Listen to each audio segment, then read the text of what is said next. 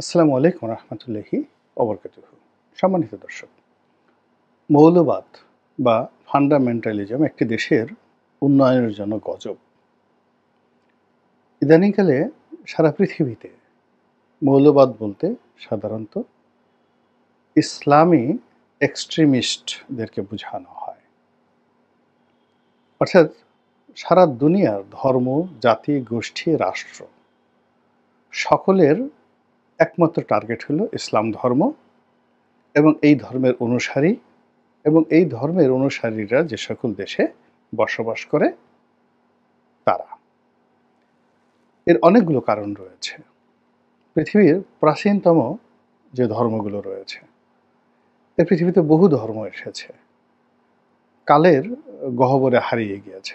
একটা সময় সমস্ত মধ্যপ্রাচ্যে সবচেয়ে বড় ধর্ম ছিল অগ্নি উপাসনা। যারা এই অগ্নির উপাসনা করতেন তাদের মধ্যে ভীষণ রকম, এখন যেভাবে জঙ্গিবাদ বলা হয়, ইসলামী জঙ্গিবাদ বলা হয়, ওইরকম জঙ্গিবাদ তাদের মধ্যে ছিল। তারপর অগ্নি উপাসকের পর যেটা মূর্তি পূজারই ছিল, ঠিক আমাদের ভারতবর্ষের যে মূর্তি পূজা ঠিক ওরকম না। ইউরোপের যেটা মূর্তি পূজা ছিল গ্রীসে, এটা এক ধরনের মূর্তি পূজা, আর মধ্যপ্রাচ্যে এক ধরনের মূর্তি পূজা ছিল এলাকা ভিত্তিতে।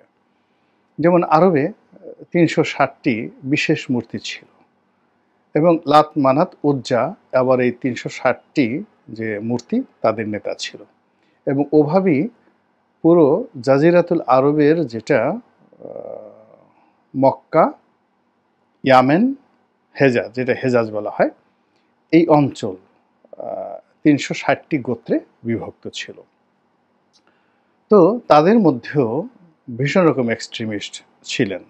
আবু জেহেল, আবুল আহাবের মতো এক্সট্রিমিস্টরা ছিলেন। মহাভারতের যুগে তখন যে হিন্দু ধর্ম, সেখানেও এক্সট্রিমিজম ছিল এবং এখনো পর্যন্ত আছে। এরকম শিখদের মধ্যে বলেন, বাহাইদের মধ্যে বলেন, খ্রিস্টানদের মধ্যে বলেন, এমনকি বৌদ্ধ ধর্ম, তাদের মধ্যেও এত মারাত্মক এক্সট্রিমিজম রয়েছে।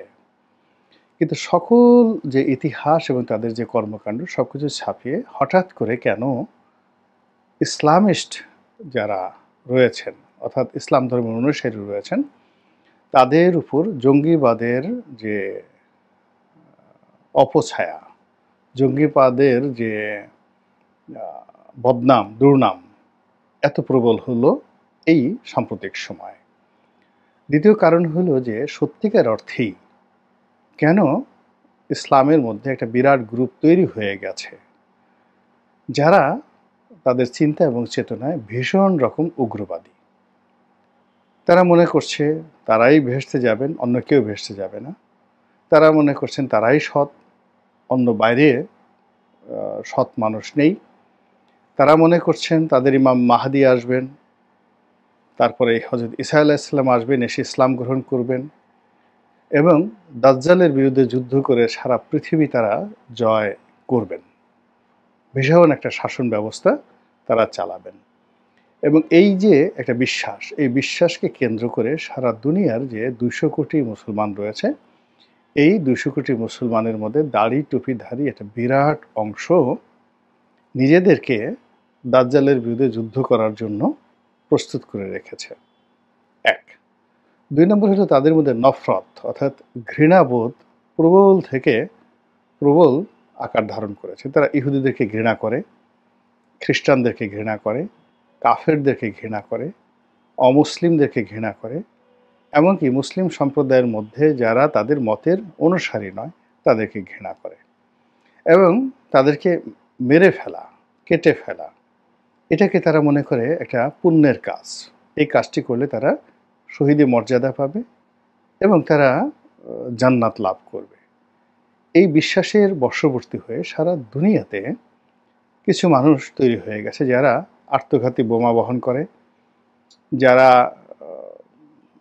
যুদ্ধ হাতে অস্ত্র হাতে যুদ্ধ করে এবং নির্বিচারে নির্বিচারে এমন সব সন্ত্রাসের কর্মকাণ্ড তারা করে, যা কিনা এই মুহূর্তে যাদের হাতে অর্থ রয়েছে, রাষ্ট্র ক্ষমতা রয়েছে, সভ্যতা রয়েছে, তাদের মনে রীতিমতো কেয়ামতের আতঙ্ক তৈরি হয়ে যায়। আপনারা জানেন যে গরিব মানুষের মনে কোনো ভয় ভীতি তেমন একটা থাকে না। ফসলের মাঠে জানে যে সাপ আসতে পারে, ব্যাঙ আসতে পারে, সে ঘুমিয়ে পড়ে।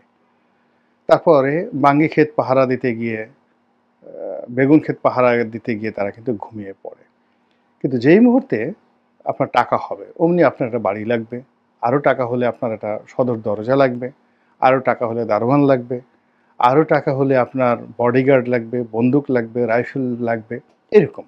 মানে আপনার যত বেশি অবস্থা ভালো হবে, ততই আপনার দুনিয়ার প্রতি মোহ বাড়বে, অন্য মানুষের প্রতি সন্দেহ বাড়বে, এবং নিজেদের নিরাপত্তার ব্যাপারে আপনি উদ্বিগ্ন হয়ে পড়বেন। তো আপনার এই যে অনুভূতি, এটিকে আপনি পশ্চিমে নিয়ে যান, এটিকে আপনি ভারতে নিয়ে যান, কিংবা চীন দেশে নিয়ে যান, যেখানে খুব দ্রুত অর্থনৈতিক প্রবৃদ্ধি হয়েছে, অনেক মানুষ ধনী হয়ে গেছে। তো যারা ধনী হয়েছেন তারা মরতে চান না। দ্বিতীয়ত তারা নিজেদের নিরাপত্তা নিয়ে শঙ্কিত, এবং তারা চরিত্রগতভাবে সবাইকে সন্দেহ করে। আর তারা যে সুখ স্বপ্নগুলো ভোগ করছে, সাম্রাজ্য তারা ভোগ করছে, এই বিষয়টি তারা হারাতে চায় না। আর এই কারণে কি হলো, এই যে যারা খুব এক্সট্রিম কথাবার্তা বলে, এক্সট্রিম পোশাক আশাক পরে, আচার আচরণ চালচলনে এক্সট্রিমিজম প্রদর্শন করে, তাদেরকে তারা জমের মতো ভয় পায়। এবং এই কারণেই পশ্চিমাদের মধ্যে ইসলাম ফোবিয়া, ইসলাম ভীতি এতটা বেশি যে এটা আপনাকে মানবিক দৃষ্টিকোণ থেকে বিচার করতে হবে, বিশ্লেষণ করতে হবে। এখানে যুক্তি দিয়ে কাজ হবে না, রিয়েলিটি আপনাকে বুঝতে হবে। তো তাদের সেই ভীতির কারণে মধ্যপ্রাচ্যে আগুন জ্বলছে, হামাসের উপর নির্যাতন চলছে, ফিলিস্তিনের উপর নির্যাতন চলছে, এবং বাংলাদেশকে জঙ্গি তকমা দিয়ে এই দেশের মুসলমানদের উপরে জুলুম এবং অত্যাচার করার জন্য পশ্চিমারা 10 পায়ে দাঁড়িয়ে আছে। কিন্তু দুর্ভাগ্য হলো যে আমরা, আমাদের এই দেশে যারা সংখ্যাগরিষ্ঠ মানুষ, আমরা এই পুরো বিষয়টি নিয়ে দার্শনিক চিন্তা করিনি। আমরা এটার কোনো বাস্তবতা নিয়ে কখনো চিন্তা ভাবনা করি না। আমরা একবারও ভাবি না যে আমাদের সমস্যাগুলো কী। ফলে আমরা ক্রমাগতভাবে নিজেদের যে কর্মকাণ্ড, সেটা ধর্ম বলেন, আচরণ বলেন, পোশাক আশাক বলেন, খাবার দাবার বলেন, উগ্রতা বলেন, এগুলো জ্যামিতিক হারে আমরা কেবল বাড়িয়ে দিচ্ছি।